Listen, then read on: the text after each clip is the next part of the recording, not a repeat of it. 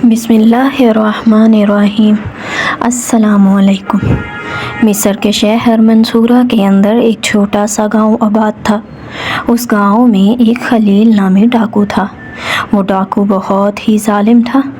اس کی دہشت اور خوف سے پورے گاؤں والے کانپتے تھے۔ حتیٰ کہ بہت سی روایات میں یہ بھی ملتا ہے کہ ایک دفعہ امام صاحب نے اس کو ہدایت دینے کی کوشش کی تاکہ وہ ان برے کاموں سے رک جائے، کیونکہ امام صاحب نے اس کے اندر رحم دلی دیکھی تھی، کیونکہ خلیل نامی ڈاکو میں ایک بڑی صفت تھی کہ وہ اپنے گاؤں کے کسی بھی آدمی سے کچھ بھی نہ لوٹتا تھا، اور حتیٰ کہ وہ گاؤں میں موجود غریب لوگوں کی مدد بھی کیا کرتا تھا، لیکن اس کے ساتھ ساتھ وہ بہت ظالم بھی تھا۔ لیکن اس خلیل نامی ڈاکو نے امام صاحب کو پورے گاؤں کے سامنے رسوا کر ڈالا تھا، اور اب اس کے ڈر کی وجہ سے کبھی خلیل کو کوئی کچھ نہ کہتا تھا۔ سارے گاؤں والے اس سے تھر تھر کانپتے تھے۔ اسی گاؤں میں انجم نامی لوہار رہتا تھا۔ اس کی ایک خوبصورت اور حسین و جمیل بیٹی تھی۔ اس کی بیوی اس کی بیٹی کی پیدائش کے وقت ہی وفات پا گئی تھی، اور ساری زندگی انجم نے محنت مزدوری کر کے اپنی بیٹی کو ماں اور باپ دونوں بن کر پالا تھا۔ لیکن وہ اب انجم بوجھ نہیں اٹھا سکتا تھا، اور ان گاؤں والوں کا پانی کا ذریعہ ایک ندی تھی، جس سے وہ تمام گاؤں والے پانی پینے کے لیے بھی استعمال کرتے اور کھانے پینے کے لیے بھی وہی ندی کا پانی استعمال کرتے تھے۔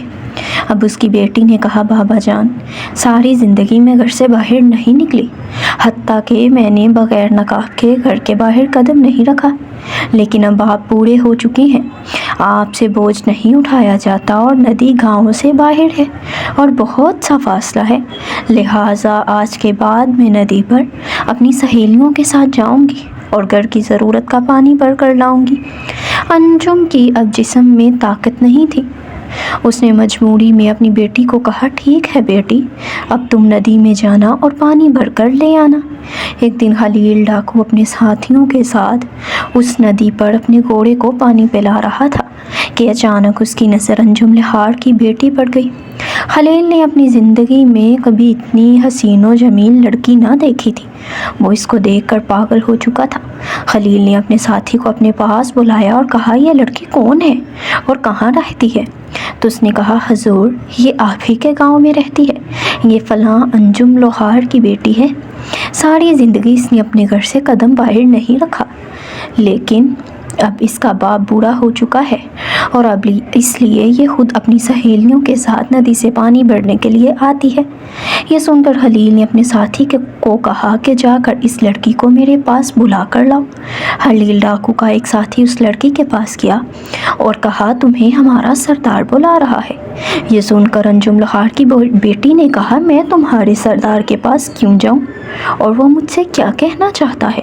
تو خلیل ڈاکو کے ساتھی نے کہا، ہمارا سردار حکم دیتا ہے کہ وہ کسی کے پاس خود چل کر نہیں آتا، لہٰذا تمہیں ہمارے سردار کے پاس چلنا ہوگا۔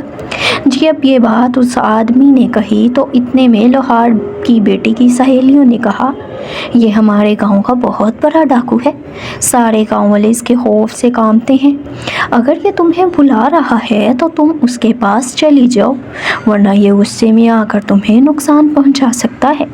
لوہار کی بیٹی خلیل ڈاکو کے پاس آئی اور کہا، تم مجھ سے کیا چاہتے ہو؟ تو اس نے کہا، میں تم جیسی خوبصورت حسین و جمیل لڑکی اپنی زندگی میں نہیں دیکھی، لہٰذا میں تمہیں پانا چاہتا ہوں، لیکن اگر میں چاہوں تو تیری عزت کو اسی جگہ پر بھی تار تار کر سکتا ہوں، لیکن تم بہت خوبصورت ہو، اور اسی وجہ سے میں تمہیں اجازت دیتا ہوں کہ تم سیدھا اپنے گھر جاؤ اور اپنے باپ کو جا کر کہنا کہ آج رات اپنے گدھے پر سوار ہو کر دوسرے گاؤں چلا جائے اور تمہیں اکیلا گھر پر چھوڑ دے، اور اگر تیرے باپ نے میری بات نہ مانی تو تیرے باپ سمیت تمہارے گھر کو آگ لگا دوں گا۔ یہ سن کر اس لڑکی نے خلیل ڈاکو کے منہ پر تھپڑ مارا اور کہا، اگر تم نے مجھے چھونے کی جرات بھی کی اور تم نے ہمارے گھر قریب آنے کی بھی جرات کی تو میں تمہارا منہ نوچ لوں گی۔ اور اس کے بعد وہ لڑکی وہاں سے چلی گئی۔ جب لوہار کی بیٹی نے تھپڑ مارا تھا تو اس کی سہیلیوں نے سمجھا کہ اب خلیل اس کو یہاں ننگا کر دے گا، لیکن اس نے ایسا کچھ نہ کیا اور غصے سے صرف دانت پیستا رہا۔ اس کے ساتھیوں نے کہا، حضور اگر آپ اجازت دیں تو ابھی اس لڑکی کی عصمت کو تار تار کر دیں۔ تو خلیل نے کہا، ایسا بالکل نہیں کرنا۔ اس کے بعد خلیل نے اپنے ایک سپاہی کو پیغام بھجوایا کہ جا کر انجم لوہار کو کہو کہ آج کی رات تم اپنے گدھے پر سوار ہو کر دوسرے گاؤں چلے جاؤ اور اپنی بیٹی کو اکیلا چھوڑ دو گھر پہ، اور اگر تم نے ایسا نہ کیا تو خلیل ڈاکو آج رات تمہارے گھر کو آگ لگا دے گا اور تم دونوں کو زندہ جلا دے گا۔ خلیل ڈاکو کا پیغام لے کر جب اس کا ساتھی انجم لوہار کے پاس پہنچا تو انجم لوہار خوف سے کانپنے لگا اور وہ بہت پریشان ہو گیا کہ اب یا تو ہم دونوں کو زندہ جلنا ہوگا یا پھر اپنی بیٹی کی عزت کو تار تار کرنا ہوگا۔ انجم لوہار اپنی بیٹی کے پاس گیا اور اس سے کہا تو اس کی بیٹی نے کہا، بابا جان آپ شام کو گدھے پر سوار ہو کر دوسرے گاؤں چلے جائیے، وہ میرا کچھ نہیں بگاڑ سکتا۔ انجم نے کہا، بیٹی میرے پاس ایک آخری راستہ ہے، اس کے بعد ہی کوئی فیصلہ ہوگا۔ انجم اپنے گدھے پر سوار ہو کر شہر کے قاضی صاحب کے پاس گیا اور اسے ساری صورتحال کے بارے میں بتایا۔ جب قاضی نے خلیل ڈاکو کے بارے میں سنا تو اس نے کہا، ابھی اور اسی وقت اپنے گدھے پر سوار ہو اور اپنے گھر چلا جا۔ اگر خلیل کو صرف یہ پتہ چل گیا کہ تو میرے پاس مدد مانگنے کے لیے آیا ہے تو وہ میری بیٹی کو اٹھا کر لے جائے گا اور میں کچھ نہیں کر پاؤں گا۔ مجھے میری بیٹی بہت عزیز ہے اور مجھے میرا یہ عہدہ بھی بہت عزیز ہے۔ انجم لوہار مایوس ہو کر اپنے گھر لوٹ آیا اور اپنی بیٹی کو بتایا تو اس کی بیٹی نے کہا، بابا جان میرے پاس ایک آخری راستہ ہے، اگر ہم اس میں کامیاب ہو گئے تو میری عزت بھی بچ جائے گی اور اس خلیل نامی ڈاکو کی زندگی بھی بدل جائے گی، وہ سیدھے راستے پر چلا آئے گا۔ یہ سن کر انجم لوہار نے کہا، بیٹی تم کیا کہنا چاہتی ہو؟ تو انجم لوہار کی بیٹی نے کہا، بابا جان بے شک خلیل بہت ظالم اور بہت بڑا ڈاکو ہے، لیکن اس کے اندر میں نے رحم دلی بھی دیکھی ہے، اس کے اندر میں نے چھپا ایک اچھا انسان بھی دیکھا ہے۔ تو انجم لوہار نے کہا، بیٹی تمہارے کہنے کا مقصد کیا ہے؟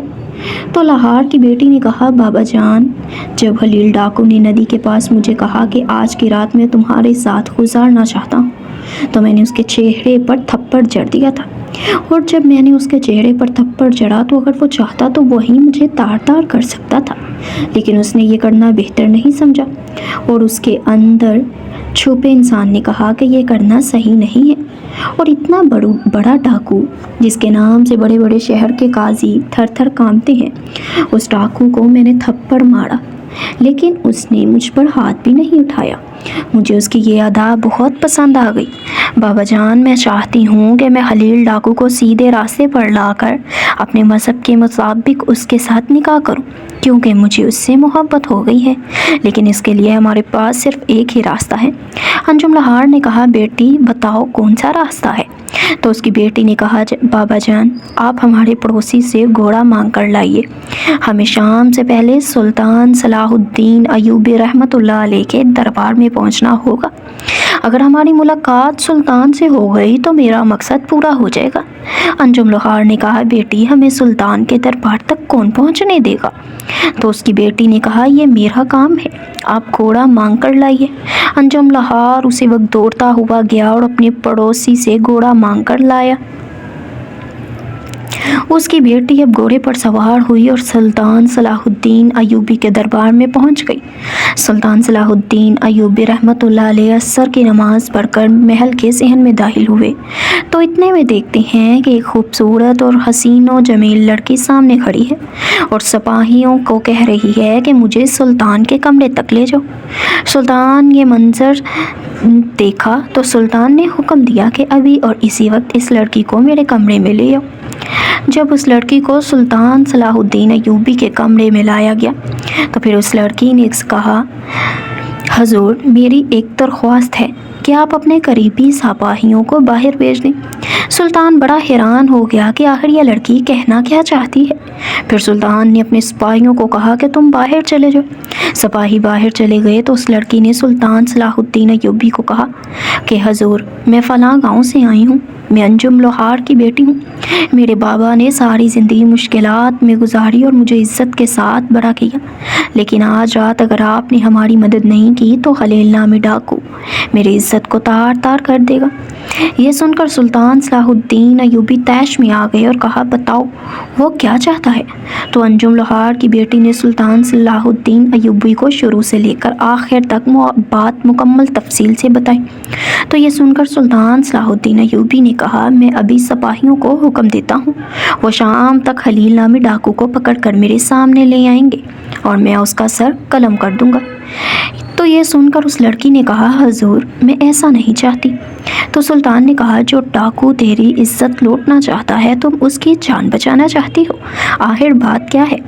اس لڑکی نے کہا، سلطان معظم، میں نے اس ڈاکو کے پیچھے ایک اچھا انسان دیکھا ہے، میں چاہتی ہوں کہ کوئی ایسی ترکیب نکالی جائے جس سے وہ خلیل نامی ڈاکو سیدھے راستے پر آ جائے اور میری عزت بھی بچے۔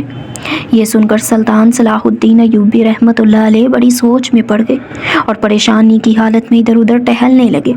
تھوڑی دیر سوچنے کے بعد سلطان صلاح الدین ایوبی نے لوہار کی بیٹی کو کہا کہ تم اپنے گھر چلی جاؤ اور گھر جا کر تم اپنے بابا کو کہنا کہ وہ گھر جانے سے پہلے ایک کتا اور ایک بکرا ذبح کرے اور کتے کو ذبح کرنے کے بعد اس کا چمڑا دروازے پر رکھ دے اور آنے والوں کو لگے کہ کتا ذبح کیا گیا ہے۔ یہ سن کر انجم لوہار کی بیٹی نے کہا، حضور آخر کتے اور بکرے کو ذبح کرنے کا مقصد کیا ہے؟ تو سلطان صلاح الدین ایوبی نے کہا کہ جب تمہارا بابا کتے کو ذبح کر کے اس کا گوشت نکال کر پھینک دے گا اور چمڑا دروازے پر رکھ دے گا اور بکرے کو ذبح کر کے اس کا گوشت تم پکا لینا، اور جب وہ خلیل نامی ڈاکو اندر داخل ہوا ہو تو تم اپنے سامنے وہ پکا ہوا بکرا رکھ دینا اور اس کو کھانے لگ جانا۔ جب خلیل ڈاکو دروازے پر پڑا ہوا کتا دیکھے گا اور تمہیں گوشت کھاتا ہوا دیکھے گا تو وہ سمجھے گا کہ تم کتا کھا رہی ہو، اور اس کے بعد جو ہوگا دیکھا جائے گا۔ انجم لوہار کی بیٹی بہت عقل مند تھی، وہ سلطان صلاح الدین ایوبی کی بات کا مقصد سمجھ چکی تھی۔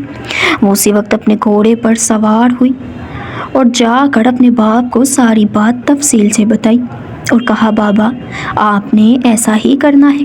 انجم لوہار باہر گیا، ایک کتا پکڑا، اس کو ذبح کیا، اس کا گوشت نکال کر باہر پھینک دیا اور اس کا چمڑا دروازے پر رکھ دیا۔ اب آنے والے کو ایسا لگ رہا تھا کہ جیسے کتے کو ذبح کر کے اس کا گوشت نکال لیا گیا ہے، اور اس کے بعد اس نے بکرا ذبح کیا اور اس کا سالن بنانے کے بعد اپنی بیٹی کے آگے رکھتے ہوئے کہا۔ انجم لوہار اپنے گدھے پر سوار ہوا اور اپنی بیٹی کی عزت کو اللہ کے حوالے کرتا ہوا چلا گیا۔ تھوڑی دیر گزری کہ خلیل ڈاکو کے گھوڑوں کی آوازیں آنے لگی۔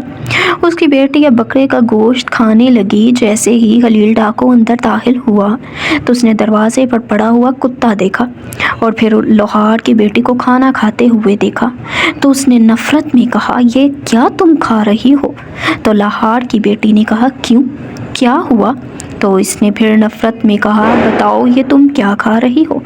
تو انجم لوہار کی بیٹی نے کہا، تمہیں نظر نہیں آتا ہمارے پاس کھانے کے لیے کچھ نہیں تھا، میں نے کتا ذبح کیا اور اسی کا پکا ہوا گوشت کھا رہی ہوں۔ جب یہ بات خلیل ڈاکو نے سنی تو وہ لوہار کی بیٹی سے دور کھڑا ہو گیا اور سخت نفرت کرنے لگا اور اس کے بعد واپس جانے لگا تو اتنے میں پیچھے سے لوہار کی بیٹی نے آواز دی اور کہا، خلیل کیا ہوا؟ تم واپس کیوں جا رہے ہو؟ جس لڑکی کو پانے کے لیے تم نے اتنا انتظار کیا اب خالی ہاتھ لوٹ کر کیوں جا رہے ہو؟ تو اس نے کہا، جو لڑکی کتے کا گوشت کھا سکتی ہے میں اس کو چھونا بھی نہیں چاہتا، پانا تو دور کی بات ہے۔ تو یہ سن کر لوہار کی بیٹی مسکرانے لگی اور کہا، ذرا اپنے بارے میں تو سوچو، میں نے صرف کتے کا گوشت کھایا اور تم مجھے ہاتھ نہیں لگانا چاہتا۔ تم خود سوچو، جب تم مرو گے تو کیا ہمارا نبی تمہیں اپنے سینے سے لگائے گا، جس نے اپنی زندگی میں کتنے لوگوں کو لوٹا، کتنوں کو قتل کیا، کتنوں کا خون بہایا؟ کیا تم جیسے انسان کو اللہ اپنے سامنے آنے دے گا؟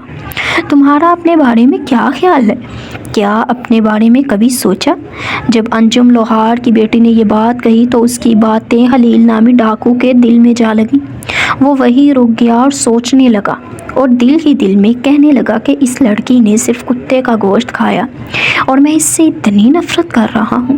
سوچنے کی بات تو یہ ہے کہ جس نے ساری زندگی لوگوں کی عزت کو لوٹا، حرام کا مال کھایا، جس نے اپنی زندگی میں کبھی ایک نوالا حلال کا نہیں کھایا، کیا وہ قبر میں اپنے نبی کے سامنے کیسے پیش ہوگا؟ میرا انجام کیا ہوگا؟ میرا اللہ مجھ سے کتنی نفرت کرتا ہوگا؟ یہی سوچ سوچ کر وہ اسی وقت زمین پر گرا اور اللہ سے معافی مانگنے لگا اور کہا، اے میرے مالک، مجھ سے بہت بڑا گناہ ہو گیا۔ آج تک میں بڑے بڑے گناہ کرتا رہا، لیکن مجھے پتہ ہی نہ چلا کہ آخر میں کس منزل کی طرف جا رہا ہوں۔ جب یہ منظر لوہار کی بیٹی نے دیکھا تو وہ مسکرانے لگی، تو خلیل نے کہا، تم مسکرا کیوں رہی ہو؟ کیا؟ تو اس نے کہا کہ یہ جو سامنے تمہارے گوشت پڑا ہے یہ بہت قیمتی ہے۔ تو اس نے کہا، یہ کیسے قیمتی ہے؟ یہ تو کتے کا گوشت ہے۔ تو اس نے کہا، نہیں، یہ بکرے کا گوشت ہے، صرف تمہیں سبق سکھانے کے لیے میں نے کتے کو ذبح کروایا۔ اب یہ گوشت میرے لیے دنیا جہان کے سونے سے بھی زیادہ قیمتی ہے۔ اس کے بعد انجم لوہار کی بیٹی نے اپنے محبت کا اظہار کیا خلیل نامی ڈاکو سے، اور اس کے بعد ان دونوں نے نکاح کر لیا، اور خلیل نامی ڈاکو نے ساری زندگی کے لیے چوری اور ڈاکو اور زناکاری کے جیسے گناہوں سے توبہ کر لی، اور اس کے بعد انجم لوہار کے ساتھ محنت مزدوری کر کے زندگی گزارنے لگا۔ اور وہی خلیل ڈاکو جس کے نام سے شہر کے بڑے بڑے سردار اور قاضی تھر تھر کانپتے تھے، گاؤں کی لڑکیاں نام سنتے ہی اپنے خیموں میں چھپ جایا کرتی تھیں، جس کا نام سن کر بچے رونا بند کر دیتے تھے، وہی ڈاکو سلطان صلاح الدین رحمۃ اللہ علیہ کی عقل مندی اور انجم لوہار کی پاکیزہ لڑکی کی بہادری کی وجہ سے اتنا نیک اور رحم دل انسان بن گیا، اتنا عاجز بن گیا کہ خود اتنا دولت مند ہونے کے بعد بھی اپنے باپ یعنی اپنی بیوی کے باپ کے ساتھ لوہار کا کام کرتا تھا۔ اور اس کے بعد اس گاؤں میں خلیل کی وجہ سے کوئی کسی قسم کی تنگی نہیں آئی اور وہ گاؤں بہت ترقی کرنے لگا۔ امید کرتی ہوں کہ آپ کو آج کی یہ کہانی پسند آئی ہوگی۔ اگر ہماری کہانی پسند آئی ہے تو ہمارے چینل کو سبسکرائب کیجیے، لائک کیجیے اور کامنٹ سیکشن میں جا کے اپنی رائے کا اظہار کرنا مت بھولیے۔ شکریہ۔